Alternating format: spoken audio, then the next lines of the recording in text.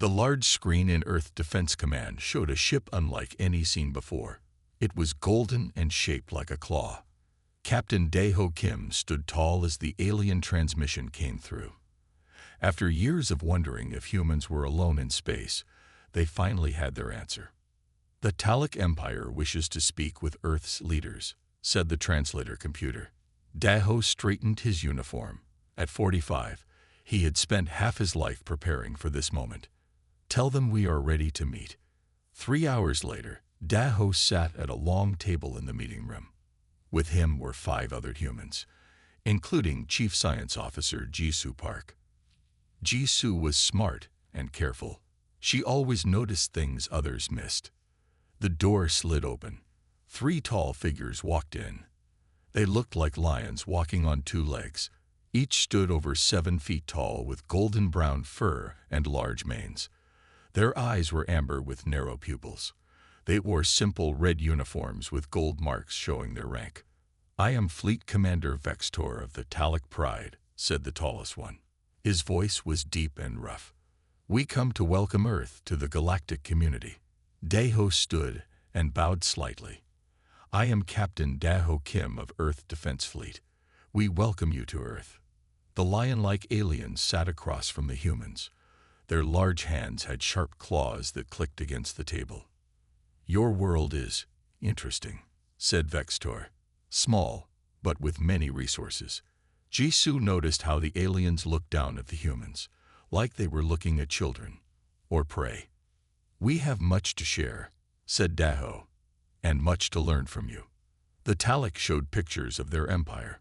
12 planets under their control, ships bigger than cities, weapons that could destroy moons. "And what does Earth offer the galaxy?" asked Vextor. His mouth opened in what might have been a smile, showing sharp teeth. "We are still young in space travel," admitted Dae-ho. "But we have rich cultures, art, music." Yes, interrupted Vextor. "All species say such things. But what makes humans special? What makes you valuable?" Jisoo spoke up. "We adapt well. We survive." The Talic looked at her with new interest. "Survival is important. The galaxy is not kind to weak species." A smaller Talic leaned forward. "We noticed your planet has many animal types. Those small 4-legged creatures that live with humans. What are they?" "Dogs," answered Jisoo. "They've been our companions for thousands of years." Companions. The word seemed strange to the Talic. Not food. No, they help us hunt, protect our homes, and keep us company. They're like family. The Talic looked at each other. Vextor made a sound like a cough. Maybe it was laughter. "Family, with lesser beasts. Curious." Vextor turned to Dae-ho. "The Talic were once like you, small and weak. But we engineered ourselves, made ourselves stronger, better, worthy of ruling." Dae-ho felt uneasy. "We look forward to peaceful relations with the Talic Empire." "Of course," said Vextor. "Peace is always preferable." As the meeting ended, the Talic returned to their ship. Small drones flew from it, spreading out over the city. "They're scanning us," said Jisoo quietly. "Our defenses, our cities." "I know," replied Dae-ho. "Did you notice how they kept asking about our military, our population centers?" Jisoo nodded, and they seemed very interested in our dogs for some reason. Dae-ho watched the golden ship hover over the city. "Send a message to all Earth governments. Alert level yellow. I don't think the Talic came here just to say hello." That night, as Dae-ho looked out his window at the alien ship glowing in the sky, his dog Milo growled softly beside him.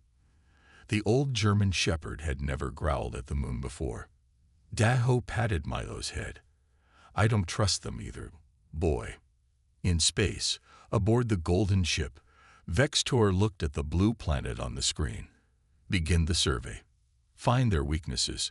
The war lions will need hunting grounds." The halls of the Talic command ship were tall and wide. The walls shone with gold and red symbols showing battles won and worlds taken. Grand Commander Hanel walked with heavy steps toward the war room. His mane was darker than most Talek, with streaks of gray showing his many years of service.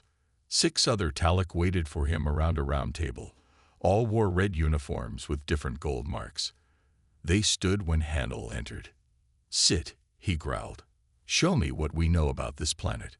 A map of Earth appeared above the table. Blue for oceans, green and brown for land. Small lights showed cities and military bases. "Earth is not very protected," said Sub-Commander Dusan. "Their weapons are weak compared to ours. Their ships can barely reach their own moon." Hanel nodded. "And the humans themselves? Small, weak. No claws, no fangs," said Tajin, the science officer. "But they are many. Over 8 billion. Hanel touched the map with one clawed finger. 8 billion is not a problem. We have taken worlds with more. What else?" "They have strange relationships with lesser animals," said Tajin. "Especially the 4-legged hunters they call dogs. They keep them in their homes. They feed them. They treat them like family." The other Talek made sounds like laughter. "Weakness," said Hanel. "Only the weak need others to survive. The strong stand alone." He walked to a window that showed Earth below them. "We were not always as we are now. Once, the Talek were small hunters living in fear of larger animals. Then we changed ourselves. Over hundreds of years, we made ourselves stronger, faster, smarter. We took the best parts of the great cats and made them our own. And now we rule 12 worlds," said Dusan proudly. "Soon to be 13, added Hanel. "Show me the war lions." The map changed to show a large room deep in the ship. Inside were rows of tanks filled with liquid. In each tank floated a Talek, but not like the ones in the room. These were bigger, with more muscle and larger claws. Each was nearly 10 feet tall. 200 war lions ready for battle," said Tajin. "They grow well. Their minds are simple but good for fighting. They know only to hunt, to kill, and to obey the pride." Hanel smiled, showing his sharp teeth. "And the humans will not expect them. They think we came in peace." "When do we attack?" asked Dusan. "Soon," said Hanel. "First, we must learn more about their defenses. And these dogs they keep, I want to know if they will be a problem." Dusan looked confused. "Dogs? They are just small animals. How could they be a problem?" "Never ignore what you do not understand," said Hanel. "That is the first rule of hunting. These humans have a bond with these animals that we do not have with any creature. I want to know why." He turned to another officer. "Send scout ships to their major cities. Be careful not to be seen. I want to know everything about human weapons, their leaders, and yes, their dogs." The meeting ended, and Hannibal returned to his quarters. There he looked at pictures of humans with their dogs. In one, a small child hugged a large dog. The dog looked happy, loyal. The Talek had no such bonds. They had made themselves perfect hunters, perfect warriors. They had no need for the softness of friendship or love. "Soon," Hanel said to himself, "soon Earth will be another hunting ground for the pride. The war lions will feast." In a lab deep in the ship, the war lions floated in their tanks. Their huge bodies twitched as they dreamed of blood and battle. Their minds held only one thought: to serve the pride. They did not know that on Earth below, millions of simple dogs slept beside their humans, dreaming their own dreams. Dreams of protecting their families, no matter what came from the stars. The morning was quiet in Seoul. Security Officer Taiwan walked his dog Maru along the river path. Maru was a mixed breed with brown fur and ears that stood up straight. He had found her in an alley 3 years ago, small and hungry. Now she was his best friend. "Good girl," said Taiwan as Maru sniffed at some flowers. Then he noticed how she stopped. Her ears went up. She looked at the sky and growled. Taiwan looked up too. Strange lights were moving across the morning sky. Too fast for planes. Too many to be stars. His phone rang. All officers report in. This is not a drill, said his boss's voice. Before Taiwan could answer, a loud boom shook the ground. Then another, and another. Across the river, tall buildings began to fall. Fire and smoke rose into the sky. Come, Maru, he yelled. Maru ran to his side as they rushed toward his apartment building. All around them, people were screaming and running. More booms came from other parts of the city. His phone showed messages about attacks in New York, London, Beijing, and dozens of other cities around the world. As they reached his street, Taiwan saw something fall from the sky. It looked like a metal egg, about the size of a car. It hit the ground hard and split open. Out stepped a monster. It was like a lion but stood on two legs. It was nearly 10 feet tall with muscles that made it look too big to be real. It wore armor on its chest and held a long metal spear that glowed at the tip. The Talic, whispered Taiwan. He had seen pictures after the first contact meeting. But this was not like the Talic who had met with Earth's leaders. This was bigger, meaner, with eyes that held no thought except killing. The war lion roared. 2 more metal eggs landed nearby. 2 more war lions joined the first. Taiwan pulled Maru behind a broken wall. Quiet girl, he whispered, though his dog made no sound. She was watching the war lions with careful eyes. The 3 huge cat-like aliens began walking down the street. They used their spears to break windows and doors. When people ran out, the war lions grabbed them with huge clawed hands.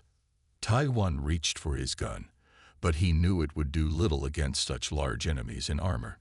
He had to find a way back to police headquarters. They would have better weapons there. Let's go the back way, he whispered to Maru.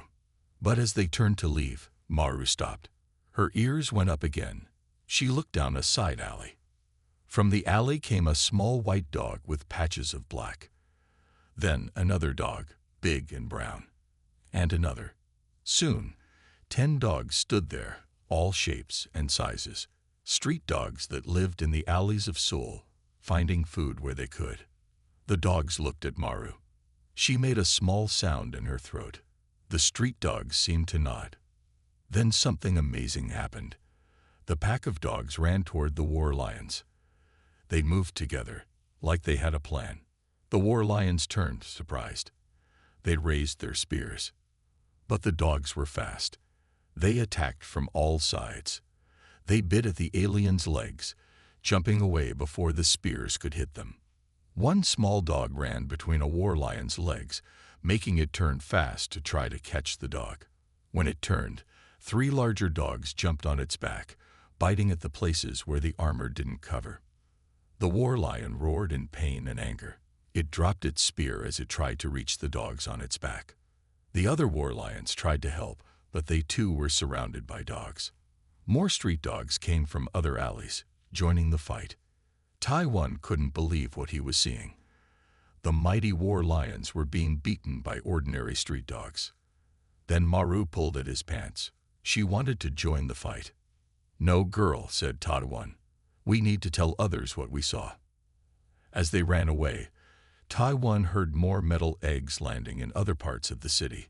The invasion had begun, but now he had seen something important. The Talic had their war lions, but Earth had dogs. And somehow, the dogs knew exactly who the enemy was. 3 months had passed since the Talic attack began. Much of the world lay broken. Great cities were now just piles of stone and metal.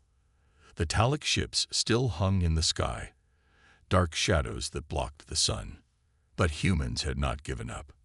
They fought back from hidden places, using what weapons they had. And they were not fighting alone. In an underground base near what was once Busan, military commander Sangmei looked at a map on the wall. Red marks showed where Talic forces were strongest. Blue marks showed human strongholds. The war lions are pushing toward our eastern hideout, she said to the group around her. We need to slow them down. A man stepped forward. He was tall with a scar across his face. My team can help. We're ready. This was Jin Ho, once a dog trainer for police work. Now he led a special group called K9 Unit Alpha. "How many in your team now?" asked Sangmei. 22 handlers, 47 dogs, said Jinho. "Both trained military dogs and street dogs we've brought in. The street dogs are smart. They learn fast." Sangmei nodded. "Good. We've made these for your team." She handed him small devices that looked like collars. "Our tech team made them. They help dogs talk to each other over distance. They can share what they see and smell." Jinho smiled. "This will help a lot. The dogs already work well together, but this will make them even better." In another room of the base, 2 scientists worked with samples under lights. They were My Sun and Jahak, experts who had been studying the Taluk since the first attacks. "Look at this," said Jahak, pointing to a screen. "The war lions give off a strong smell, a chemical that humans can't smell." My Sun leaned closer. "But dogs can smell it from far away. That's how they always know when war lions are coming." "It's more than that," said Jahak. "This chemical is like the one that big cats on Earth make. Dogs have always known to watch out for big cats. It's in their blood memory. So that's why they fight so hard against the war lions," said My Sun. "They see them as danger to their human families." The next day, Jinho led his team out on a mission. With him were 5 handlers and 12 dogs. Some were large German shepherds and Dobermans, trained for police and military work. Others were mixed breeds from the streets, with scars and tough eyes. Each dog wore one of the new collar devices. They moved silently through the broken city. The dogs went ahead, using their noses to find safe paths. A small brown dog named Bit suddenly stopped. Her ears went up. Through the collar device, Jinho heard a soft warning sound. War lions were near. Jinho gave hand signals to his team. They moved into hiding spots, each handler with their dogs. Around the corner came 3 war lions. They had grown smarter in the past months. They now wore more armor and carried better weapons. They moved carefully, watching for traps. But they still didn't understand how well dogs could hide their smell when they needed to. The war lions walked right past Jinho's hiding spot. When the aliens were in the middle of the street, Jinho gave a whistle signal. All at once, the dogs attacked from different spots. But this time, they didn't just bite and run. They worked together in a way that showed real planning. 2 large dogs distracted a war lion from the front, while the third dog jumped on its back and bit at the weak spot where its neck met its shoulder. The street dogs went for the alien's legs, biting at the same spots together to break through the armor. The war lions fought back hard. One swung its weapon and hit a dog, sending it flying. Jinho felt sick seeing one of their team hurt, but the dog got up again, shook itself, and went back to the fight. Jinho and the other handlers joined in, using special guns that could pierce Taluk armor. In just a few minutes, all 3 war lions were down. The human team had won without losing anyone. As they headed back to base, Jinho watched the dogs walking together. The trained military dogs and the street mutts moved as one pack now. They protected each other. They protected the humans. The Taluk had made their war lions in labs, but Earth's dogs had made themselves into something the aliens could never understand. Family. The old apartment building had broken windows and cracked walls, but it made a good hiding place. Inside, Hyun-woo checked his supplies while his 6 dogs rested nearby. There was Moon, a large white dog with 1 brown ear. Sunny, small and fast with tan fur. Pebble, gray and quiet but always alert. River, a brown dog who could swim across anything. Sky, black with white paws who could jump higher than any dog Hyun-woo had ever seen. And Boss, the oldest, a mix of many breeds with scars from his years on the streets. Before the Taluk came, Hyun-woo had been a delivery driver. He had found each of these dogs in the alleys of the city, hungry and alone. He had fed them, cleaned them, and given them names. Now they were his family. And they fought beside him against the aliens. "Good dogs," he said softly, sharing his dried meat with them. They didn't have much food these days, but he always made sure his dogs ate first. Hyunwoo thought back to how it all started. The day the Talak ships came, he had been delivering packages. When the bombs fell, he had run to find his dogs. Together, they had escaped the city as it burned. At first, they just tried to survive. Then they met other people fighting back. Now Hyunwoo and his dogs were part of the resistance, famous for their successful attacks against the war lions. A sound outside made all 6 dogs look up at once. Moon growled softly. Someone was coming. Hyunwoo grabbed his gun, but then River wagged her tail. It was a friend. Jinho entered with 2 of his military dogs. Hyunwoo, we need your help. We caught a Talak officer. Hyunwoo stood up. A real Talak, not a war lion. Jinho nodded. Yes, Commander Sangmei wants you to come. Your dogs are good at making the Talak nervous. Maybe it will talk more if it's scared. At the resistance base, Hyunwoo saw the Talak for the first time. It was smaller than a war lion, but still over 7 feet tall. It had the same lion-like face, but with sharper eyes, more thinking behind them. The Talak officer was tied to a chair. It looked at the dogs with wide eyes. Keep those beasts away from me, it said in broken human language. Commander Sangmei stepped forward. Tell us about your next attack, and we'll keep the dogs back. The Talak looked at the 6 dogs who stood with Hyunwoo. The dogs stared back, not barking, not moving, just watching, waiting. Why do these animals help you? The Talak asked.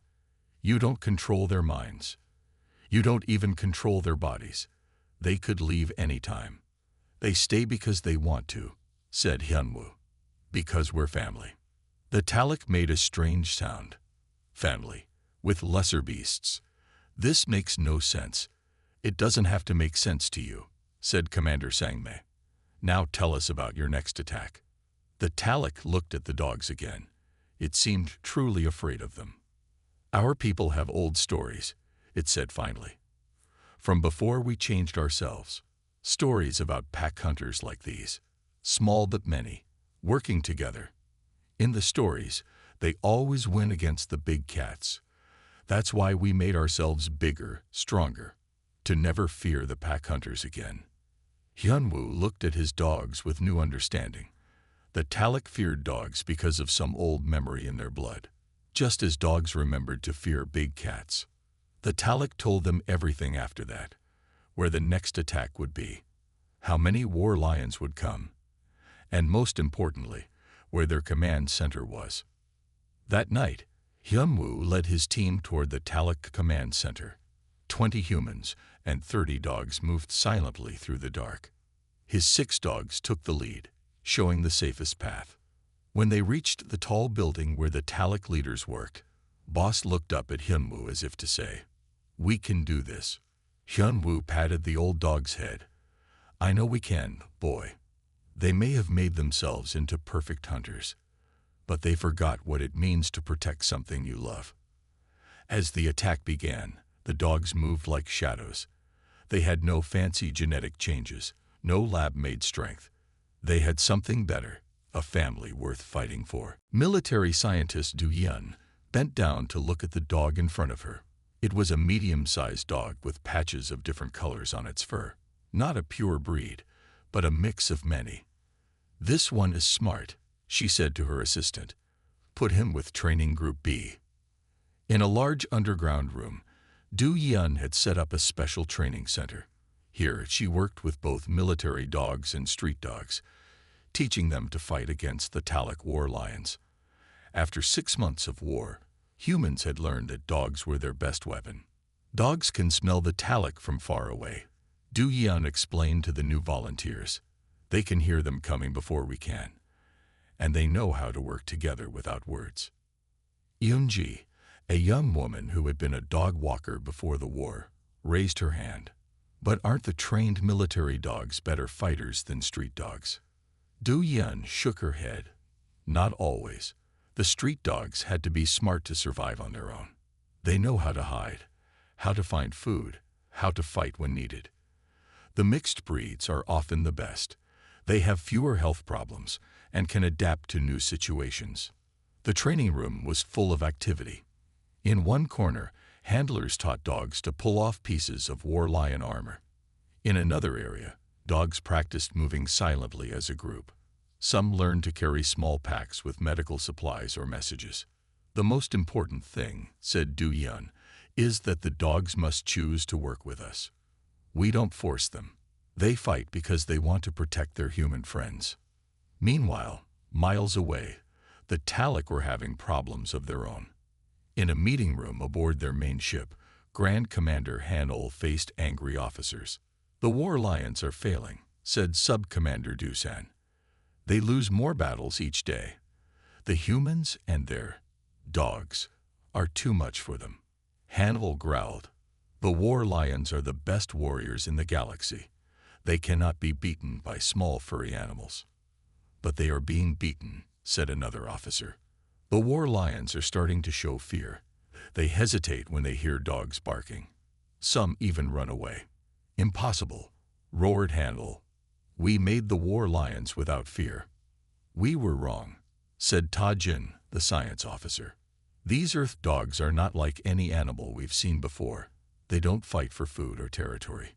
They fight for their humans. They have a kind of loyalty that we didn't plan for. Hanol stood silent for a moment. Then he walked to a screen showing their latest weapon. Then we will use this, a special gas that will confuse the dog's sense of smell. They won't be able to find us or each other. In the ruins of Busan, a major battle was about to begin. Taiwan and his dog Maru had joined Jin Ho's special K9 unit. They were now part of a larger force led by Commander Sangmei. The Talic are moving toward our base, said Sangmei, pointing to a map. We must stop them here. 100 humans and twice as many dogs took up positions in the broken buildings. The dogs wore the special communication collars that let them share what they smelled and heard. When the war lions came, they sprayed a green gas into the air. The gas had a strong smell that hurt the dogs' noses. Maru whined and shook her head. Other dogs did the same. For a moment, it seemed the Talic plan was working. But then something amazing happened. The dogs started to work around the problem. The street dogs, who had lived with bad smells all their lives, figured out how to follow other signs. They watched for movement, listened for sounds, and felt the ground shake when war lions walked. They led the other dogs, showing them how to fight without their sense of smell. The battle turned. The war lions, expecting to face confused and helpless dogs, instead met an organized army. The dogs led the war lions into traps. They attacked in waves, coming from all sides. By the end of the day, dozens of war lions lay defeated. The human and dog army had won their biggest victory yet. As the sun set, Commander Sangmei looked at the tired but proud dogs resting with their human partners. This is the turning point, she said. The Talic didn't understand what they were fighting. They thought they could beat us with strength alone. But our bond with dogs is stronger than any weapon they have. Grand Commander Hanol stood before the large window of his ship. His claws dug into his palms as he watched another transport return from Earth. It carried fewer war lions than had gone down. Too few. How many this time? He asked without turning. 32 lost, Commander, said the officer behind him, and 17 too hurt to fight again. Hanol turned, his eyes narrow with anger. And what excuse do they give this time? The same, Commander. The dogs. Always the dogs. Hanol roared and threw a metal cup against the wall. They are just animals. Small, weak animals. How can they defeat our war lions? The door opened and 5 Talic officers entered. Their faces showed worry. Fear. Hanol could smell it. You wish to speak, he growled. Sub-Commander Dusan stepped forward. Commander, we must change our plan. The war lions are failing. They refuse to go into areas where dogs have been seen. Some even freeze in battle when they hear barking. Freeze? Impossible. We made the war lions without fear. Science Officer Ta Jin spoke next. We were wrong, Commander. We did not remove fear. We only buried it deep. Now it has returned.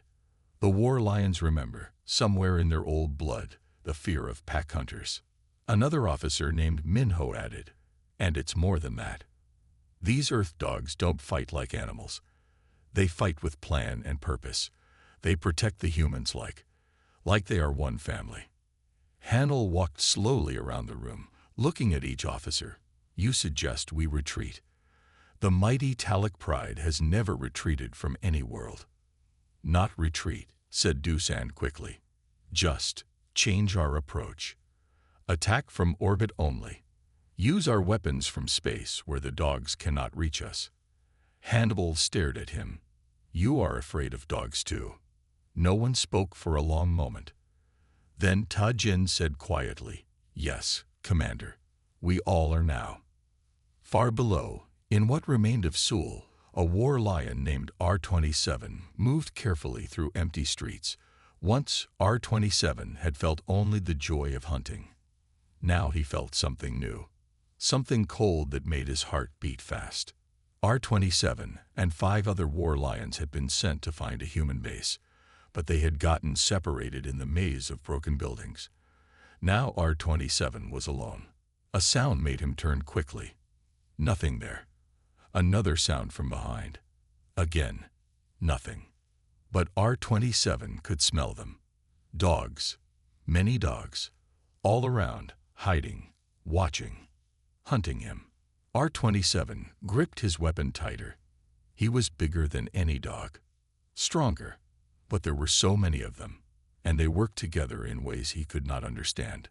A small bark made him spin and fire his weapon. The energy blast hit a wall, melting it, but no dog was there. Another bark, from another direction. R-27 fired again. Nothing. The barks came faster now, from all sides. R-27 turned and turned, firing wildly. His breath came in short gasps. The cold feeling inside grew stronger. This was fear, the feeling that had been bred out of the war lions. But here it was, filling R-27 completely. Then the dogs attacked. Not 1 or 2, but 20 or more. They came from all sides at once. Small dogs bit at his legs. Larger dogs jumped to knock him off balance. R-27 tried to fight, but he was surrounded. His armor was pulled away piece by piece. His weapon was knocked from his hand. As R-27 fell, his last thought was confusion. How could simple animals fight with such purpose, with such unity? Back at the human base, Commander Sang Mai received the reports. War lions were retreating across the city, across the world. They're running away, said Jin Ho in wonder. The mighty war lions are running from our dogs. Taiwan patted Maru's head gently. Not just our dogs. From any dogs. They've learned to fear them. Commander Sangmei nodded. The Talic made their war lions strong, but they couldn't remove the memory in their blood. The memory that tells them to fear pack hunters. Jin Ho looked at the map, now showing Talic forces pulling back everywhere. What will the Talic do now? They'll try something else, said Sangmei. This fight isn't over. But for the first time, they know they can lose. The underground base was filled with people working quickly. After 8 months of war, humans were finally ready to strike back at the Talic. Not just on Earth, but in space. Commander Sangmei stood before a large group of fighters. On a screen behind her was a picture of the biggest Talic ship. It was shaped like a giant claw and glowed golden in the night sky. This is the Talic flagship, she said. Grand Commander Handel is on this ship. If we can capture it, we can end this war. Taiwan sat with Maru beside him. The dog's ears were up, listening carefully as if she understood every word. How can we get to a ship in space? Asked someone. Sangmei smiled. The Talic still send ships down to Earth for supplies. We will capture one when it lands. Then we will use it to reach their flagship.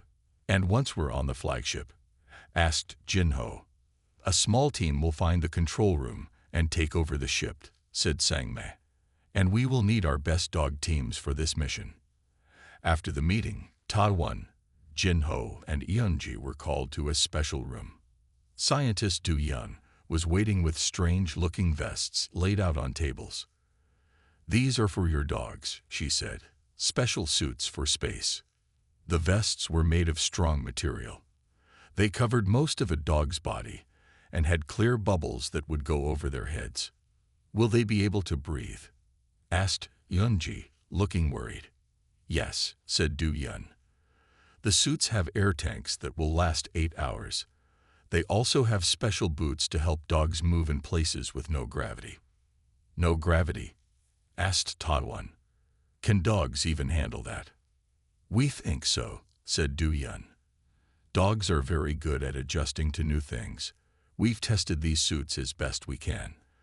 The dogs didn't seem bothered. For the next week, the dogs trained in their spacesuits. At first, they walked funny and tried to shake the suits off. But soon they got used to them. The scientists also made a room where the air was thin to help the dogs get ready for space. Finally, the day came for Operation Homeward to begin. 20 humans and 15 dogs would go on the mission. Tai-1 and Maru, Jin-Ho and 2 of his best dogs, Eunji with her 3 rescue dogs, and Hyunwoo with his pack of 6. They hid near a place where Talic ships often landed to collect water. When a small ship touched down, the team attacked quickly. The few Talic on board were surprised and easily beaten.